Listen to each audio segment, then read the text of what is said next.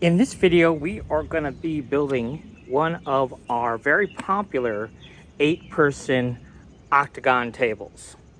Now, we also have a very similar design that is a hexagon that sits 6 people, which is also quite popular. Now, the nice thing about this project is it is incredibly easy to build. Although it does look somewhat complicated, it is an incredibly easy build, something you can do in just a couple hours. After you've built one, then you'll understand the process a lot better and be able to knock these out very, very quickly, and fairly inexpensive to build. But the profit margin on these is pretty good because the perceived value is there for us. Okay, so and this is something that we can compete in the marketplace because there's lots of people that make regular type picnic tables, but there's not that many people that make this style picnic table. We have made dozens and dozens of these picnic tables, so we have the construction process down to a science. One person can very easily build this table. It doesn't require 2 people to build it. However, if you do have a helper, then it's nice to have a helper. But certainly if you're just doing it by yourself, we're going to give you some tips along the way to make that process a lot easier for you. Now, here's something really I want you to pay attention to. Definitely watch this video. I know it's going to be kind of long, but I'm telling you, if you watch the video, that will pay off in spades because we built dozens of these. We know all the shortcuts. I'm going to give you all the shortcuts. So if you're really interested in building one of these and you want to save yourself a lot of frustration and headaches, I would really recommend watching the entire video. Now, that said, I am going to give you all the dimensions, all the angles, everything that you need to build this table. However, this is one project that is complicated enough where I really think a set of printed plans would definitely benefit you. The other thing that I think is also always underrated, with all of our plans, we give you a 3D SketchUp model. I cannot tell you how invaluable having a physical product. That's essentially what a 3D model is. It's a physical representation of what it is you're building. And I can go into SketchUp and I can pull dimensions and I can really study the model and see how everything goes together. So every time we go to build something, we always 3D model it first because it just really sinks in our brain that much easier because we've kind of almost built it already because we built it into 3D software. Now, if you don't know anything about SketchUp, it's a free program. You don't need to know anything about SketchUp. We have a couple of videos on the channel that walk you through the basics as far as if you need to pull dimensions and things like that. So it's worth taking the time to learn, especially on a more complicated project such as this one. Now, with all that said, we'll go ahead and take a look at all of the parts that we're going to need to build our table.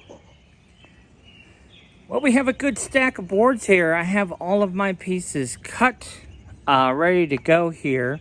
And I guess we'll start over here. I guess let's run down real quickly the lumber you're going to need. You're going to need 10 2x4 8-footers. You're going to need 1 2x4 10-footers. You're going to need 1 2x6 12-foot, and then you're going to need 6 2x6 8s and 2 2x10 8s. Okay, now that's one of the things that's really nice about having a printed set of plans is having your cut list for already set up for you. So all the parts will cut out of those boards in the most strategic way possible, not to waste material. And so with as many parts as we have in this project, having that material cut list so you can just go in and start cut will definitely help you save material as well. So the plans for this particular project are $10, and they're available at $5plans.com. Now, let's start with the tabletop boards. So these are our 2x6s, and then we're going to need 2 pieces that are 57, 2 pieces that are 52, 4 pieces that are 48, And then we're going to need 2 pieces that are 26. And that's going to take care of our octagon tabletop.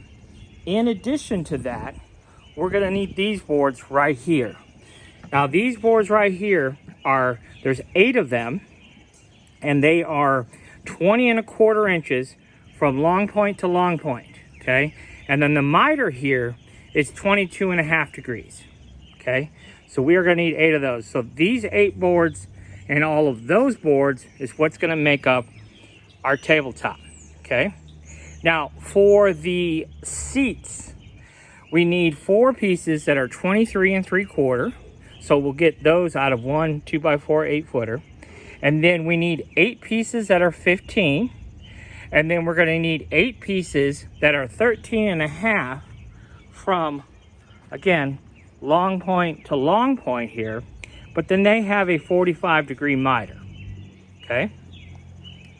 So our seat boards here are 23 inches. And again, that 23 inches is long point. So here to long point here.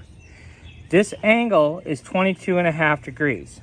So what I do is I take my 2x10, I cut this 22½ degrees, then I come over from that point, I'll come over and mark 23 inches, and then I'll take my 12-inch carpenter square and transfer that 23 to the top, and then I know if I cut right there, that'll be 23 inches from long point to long point. Now, once we get this on the table, we are going to come back and nip this corner, but I'll show you that in the process. There's a reason I don't do it right now. So we'll get these boards mounted and do it when they're mounted to the table. And again, that'll make more sense when we actually get to that point. Okay, now moving on here, these are our 2x4s. They are 27¼ inches. So we're going to cut 4 of these out of our 2x4 10. So again, these are 27¼ inches long from long point here to long point there, and these have a 45-degree miter. Okay, and then these are our legs. Now our legs, this is a little deceiving because I've already notched our legs, but like this board over here, remember we said 23 to 23? We want to do the same thing here. So these are 34¼ That's what we want to cut. So from this end, imagine this piece is cut out, but imagine if that was still there, that 34¼ would be out to here. Okay, hopefully that makes some sense to you. 34¼ It will make sense to you because we document all that in the plans, but 34¼ inches overall length. And this miter is actually 30 degrees. Okay, parallel miter. And then what we did is we just set our carpenter square. We came over 3½ inches and set our carpenter square, and whatever that notch out was is whatever it was, and we notched it out. So that dimension right there is 3½. That'll make sense when we start putting it together. Okay, and then these boards here, these are 38 inches. Okay, so we're at a 90-degree here, but down there we're at 15 degrees. So from the long point down to here is 38 with a 15-degree miter. Okay, and then lastly, these 2 last boards, these are 80 inches overall, and they have a 15-degree miter this way, and then way down at the other end, an opposite 15-degree. Okay, so these are opposite, these are not parallel. Okay, so that's basically all there is to our parts. Okay, so I have an old dining room table that was a solid wood dining room table as my workbench, and you can see I've modified it and put some wheels on it here. This thing is not level whatsoever, so it's really not good to have a workbench that's not level, but we'll make it work for what we're doing here. So what I'm going to do is I'm going to clear all these parts off, and then we'll start with our base assembly and show you how easy that is to put together. Okay, so what we did is we took one of our pieces here, and These have the 45-degree ends, and we just screwed it down. I'm just using 2.5-inch screws. I screwed it right into my workbench, okay? And this is really where it becomes invaluable if you're just a one-man show, putting this together like this, because you don't have to hold all these parts. So we just screwed that into our workbench, and then we took some 3.5-inch screws. I have this general rule of thumb that if we can use a 3.5-inch screw, we use this 3.5-inch screw. So whatever the longest screw is that we can use, that's what we use. So, but you can see here, I've taken a 3.5-inch screw and screwed it into here. And then here, I just started one just so you could see how it was. So this we can hold. And the other point is this connects right there to the corner.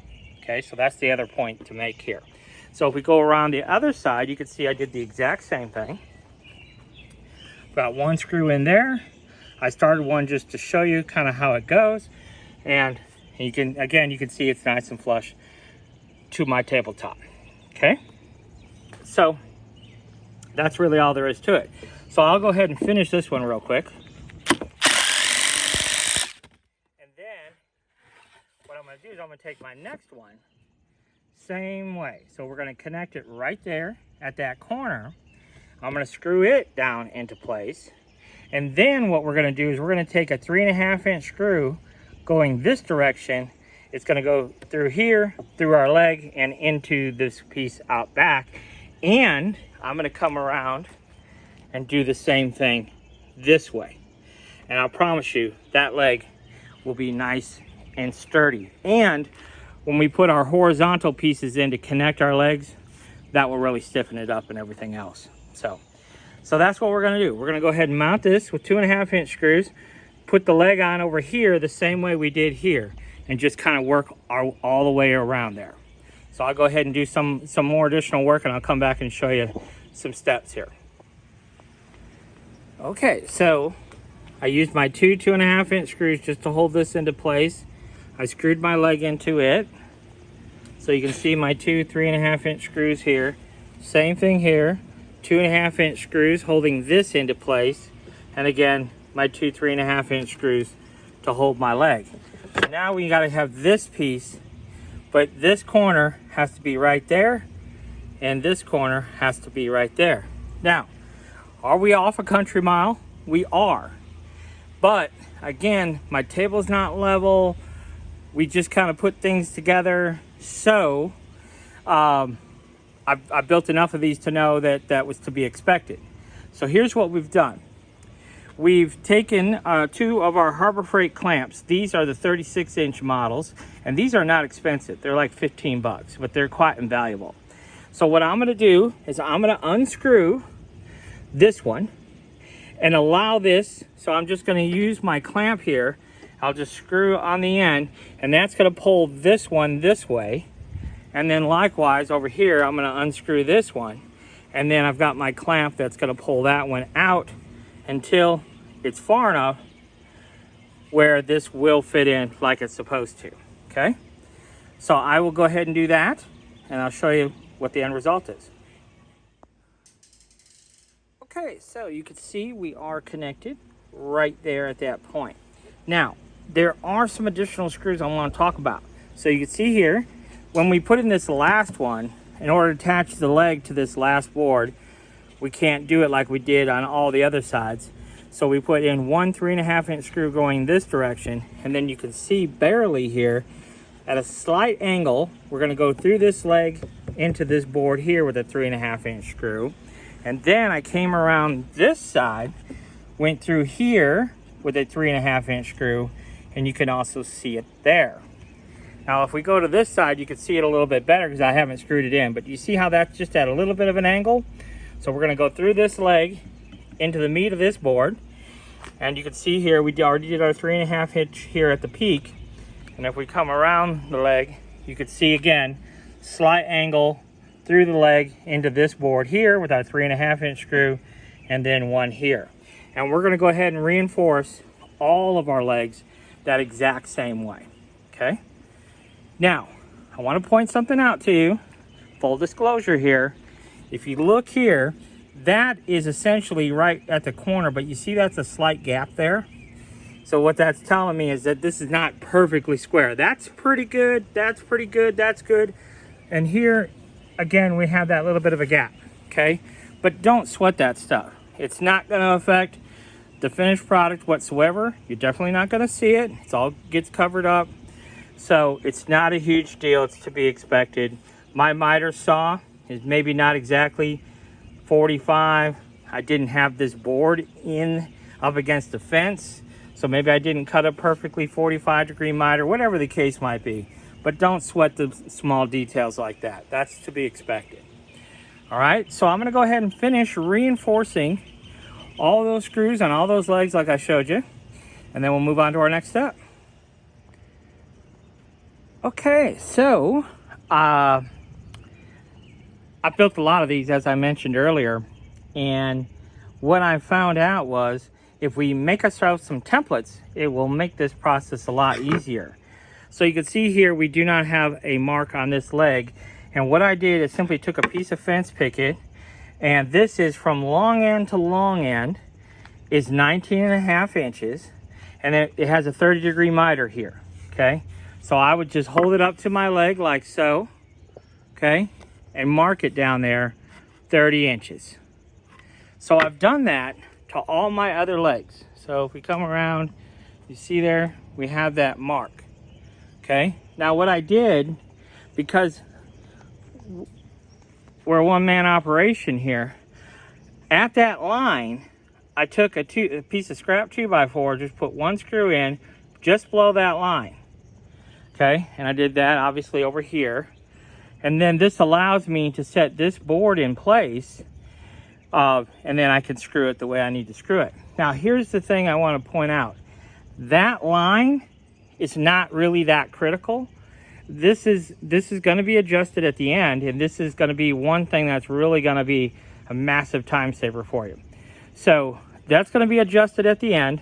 So that line is not really that critical to be dead on that line. So don't stress over that. Now, what I did, just for simplicity's sake, to try and illustrate the problem for you, is you see here, this is lined up perfectly to our leg. That 15-degree miter lined up perfectly, right? So what I do is I come over here, and from that point to this point, what is that distance? So we get a measurement of that. In this case, it happens to be 18 inches.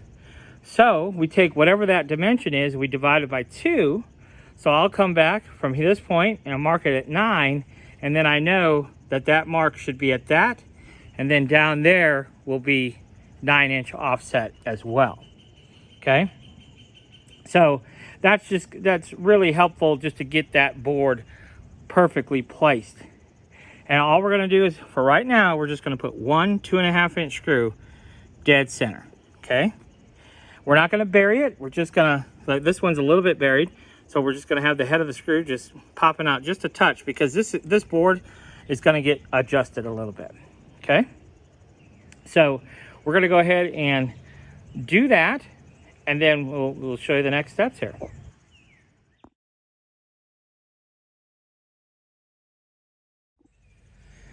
Okay, so what I went ahead and elected to do is I went ahead and put a piece of block at those lines all the way around both sides of the legs, just to make it a little bit simpler.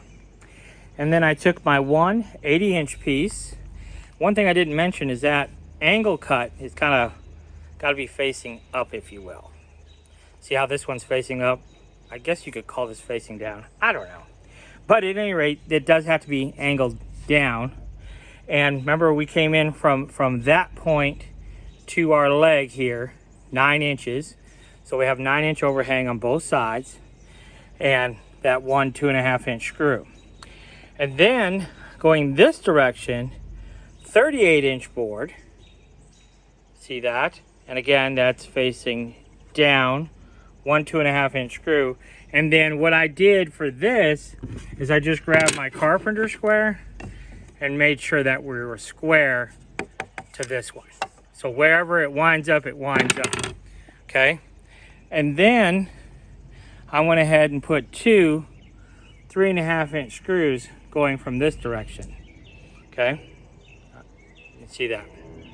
Now for this board, I just grabbed a little piece of 1.5 inch spacer to make sure those two boards were 1.5 inch apart. Okay, now for the other side, we have to build the other side on top of this side, because otherwise we wouldn't be able to get in here very easily with our 3.5 inch screws. So that's why this long 80 inch board is sitting on top, and we line them up like this. And then same thing here, make sure the angle's going the right direction. And then we can come back on this side. We can go ahead and put in our two 3.5 inch screws, and then we'll flip it all the way over, and we'll set it on here, set it on here, and go ahead and put on our 2.5 inch screws. See? Really straightforward. So let me go ahead and put my screws in, and I'll show you what that looks like. And you can see just that simple. Done dealio. So we got these, of course, we want to make sure when we do that these are nice and flush on both sides.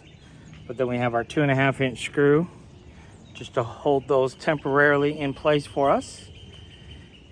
So that takes care of all of that. So now what we need to do is go ahead and take off all of our blocking. We'll unscrew this base from the table, and then we can go ahead and set this base off of the table and move on to building the seat bases for this table. Okay, so now what we did is we put together all of our base assemblies, so you could see how they're just sitting right now on the other frame over there. But what we did is we took our 23 3/4 inch piece, our two 15 inch pieces, ran 3.5 inch screws up through to put those on, and then these are our 13.5 inch pieces, and with the 45-degree miter, and then we ran 2.5 inch screws so we didn't poke out through the other side here. We just used two 2.5 this way, and then we used two 2.5 going this way, and of course we need 4 sets of those. So I've already done the other 3, and then what we're going to do is put this on our legs, and we're going to run two 3.5 inch screws into our leg. So I will go ahead and attach all of my seat bases to my main base, and then we'll get it flipped over. Okay, these are now all mounted with two 3.5 inch screws. Okay, now these will seem a little bit flimsy, and that's because they are. Now when we go mount the seats and mount it all together, this thing will be absolute rock solid. But you know, it's just two 3.5 inch screws, so these are a little bit flimsy. So now the next step then is to flip this over to mount our seats. And what you definitely can do this if you're just a one-man operation. This base is heavy, but not too heavy where we could not flip it over. So, but one thing we want to do is we want to make sure that we're using the solid. When we go to flip it, we want to flip it on the solid one, okay? And then when we get it to a certain point, we're going to start from the back, and then we'll come around to the front, and then we want to make sure that all of our weight is bearing on this board when we go to lay it down. It's a little bit difficult to explain, but it's pretty straightforward once you're actually doing it. Okay, so I'll get this flipped over, and then we'll start taking a look at installing our seats. Building these tables as many times as I have, the process has definitely evolved. But I got to tell you a quick funny story. So one of the first times I built these tables, I had to build 12 of them for a venue.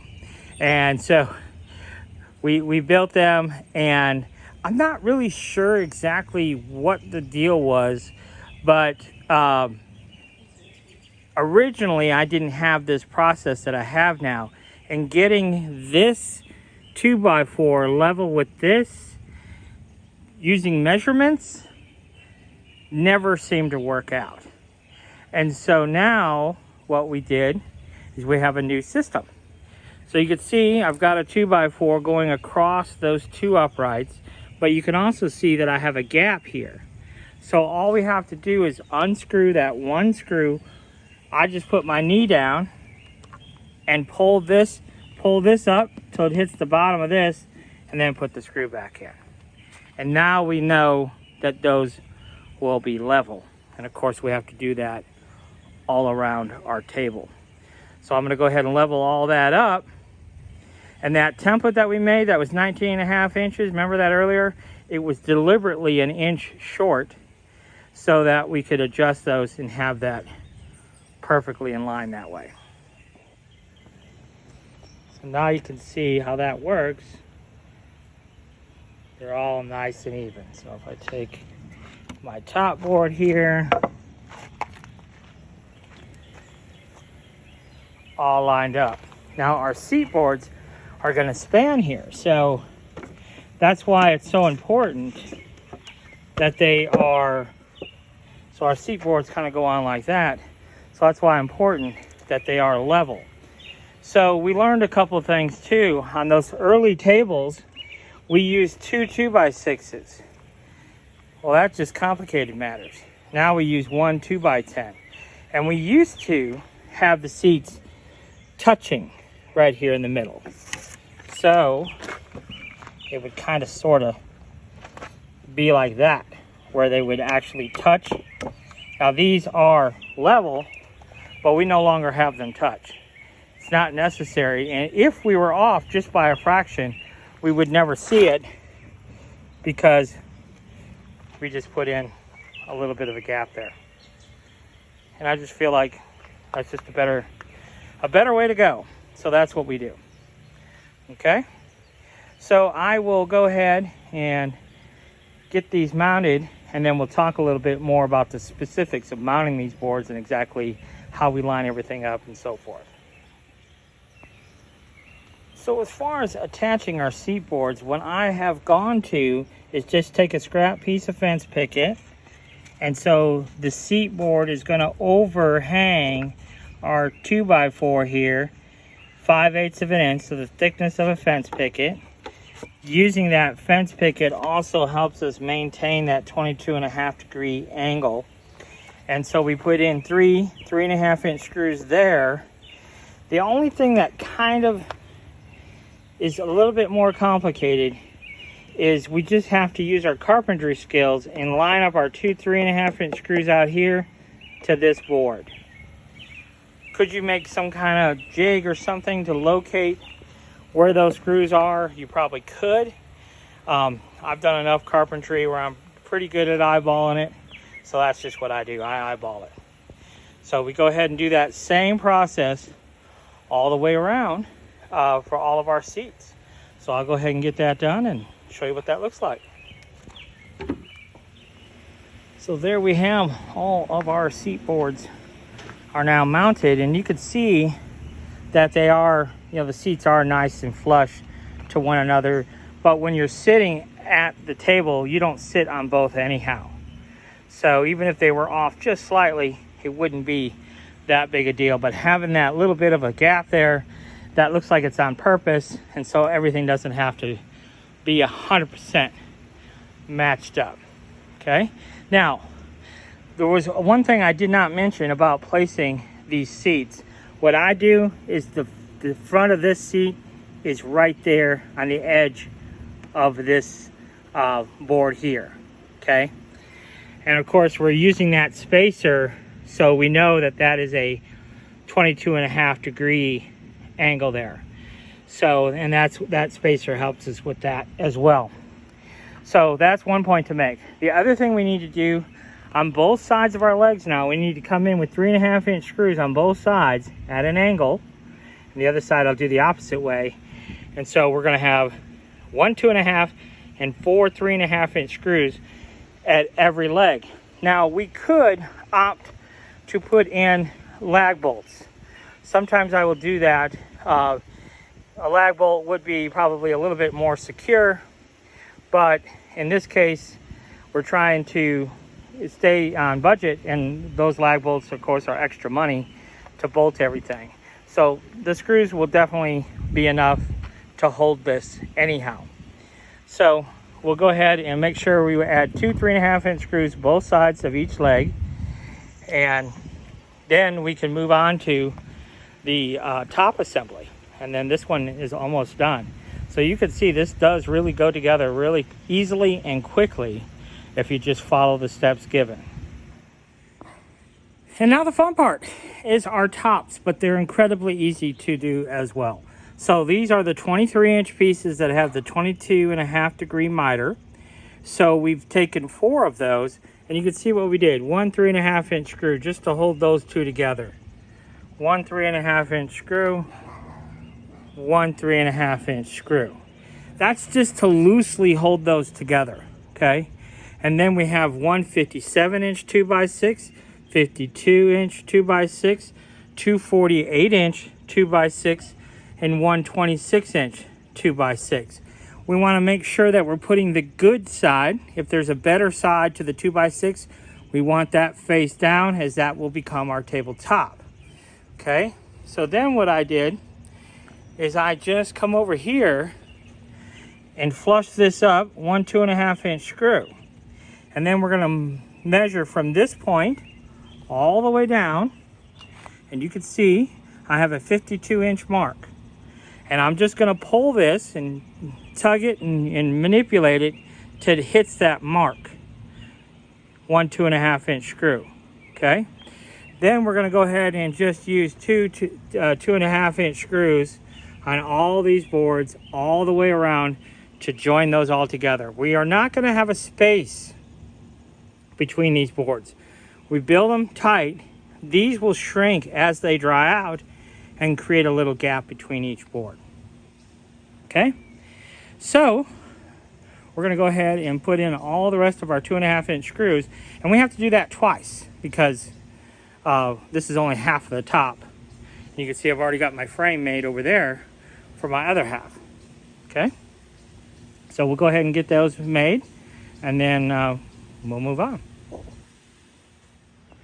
We're getting close. So I've got all of my boards screwed together now, and you can see what I've done. I've taken my cordless skill saw here, and I've just scored right along those 2x4s all the way around.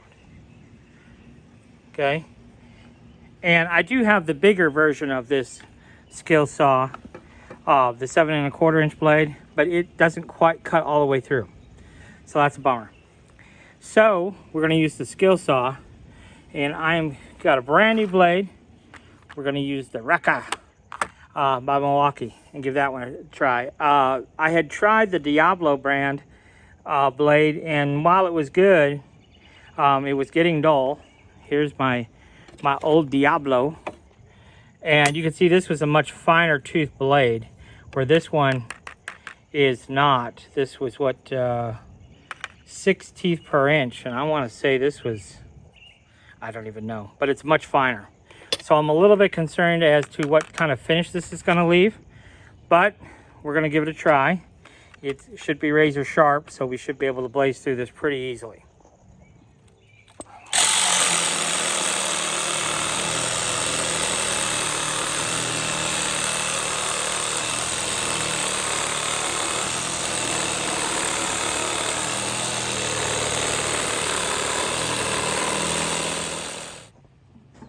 Well, there is half of our tabletop, and you can see that the wrecker did leave a nice smooth finish. I did take my palm sander and round over the edge just a little bit, but I was not at all happy with the performance of the wrecker. It took just as much effort to cut as it did with my dull Diablo blade, with at least twice the number of teeth per inch. Only having 9 teeth per inch, I would have expected it literally rip right through this wood with very little effort, and that was not the case at all. So I would not recommend that blade. There were some others that were more expensive that perhaps would cut better, who knows. But at any rate, I would not recommend that particular blade for this project. So now we just have to repeat that to make our other half of our tabletop. Okay, so both of our tops are now complete. So now what I've done is I've come from the tip here, come over to 26 inches. That's the center of our tabletop. And then our crisscross is at the center, of course. And so we're gonna drill, or I should really say we're gonna jigsaw a 1 7/8 hole. The reason I do 1 7/8 is most of your umbrellas are 1.5 inches. And so if I did that 1.5 inches, it would be kind of tight. So I just do 1 1/8 inches to give a little bit of wiggle room to get your umbrella in there. Okay, so I will go ahead and cut that hole. And then we also, you can do this or you cannot do this. It's really up to you. But I like to cut just a little bit off of our seat here. And so I'm going to mark all of my seats. I'll show you the little jig I use to do that. And then take my skill saw and cut those just a little bit. I just think it looks a little better and gives us a little bit more leg room to get in and out of our seating area. So I'll go ahead and do that and show you what that looks like. Now I just make this simple little jig, it's not, I don't know, template, whatever you want to call it. So I just took a scrap piece of fence picket and cut it at a 22.5 degree angle. And then from the tip of that over 2 1/4, and then down that angle 3 inches. And then I just take this and line it up to the corner right here. So we're gonna line this up top, and then just draw our line. And that is what we're gonna be nipping off here. And then we do that all the way around. And that just makes it so we don't have a sharp point there, and we gain a little bit of room getting in and out of the seat there. So I'll go ahead and get that done. Show you what that looks like. Well, there you have it. One final look at the finished table. You can see I got my big umbrella out just to be able to showcase it that way. And you can see we have those little corners knocked off there, and then I took a palm sander and rounded those over a little bit. I do have to do my 3-inch screws on my legs. Can't forget that. And then you can see here that my 1 7/8 hole, I just took my jigsaw and cut that out, so it's a little oversized, but not a big deal. You know, you could put a little wedge in there to, if you didn't want that flopping around just that little bit. And then you can see I took my little Ryobi 3/8 hand router, and rounded that over on top just to clean it up a little bit. But that is your table. So that is all there is to that one. Like I said, these are great sellers. Put one out in the lawn. I guarantee you somebody will come by and see that and want it, because you don't see a lot of these in the marketplace. So I'll go ahead and get my 3-inch screws in there. And now when we deliver on these tops are not mounted. I have to deliver this table. So we will mount the top with that framework that we made. Remember those 4 boards?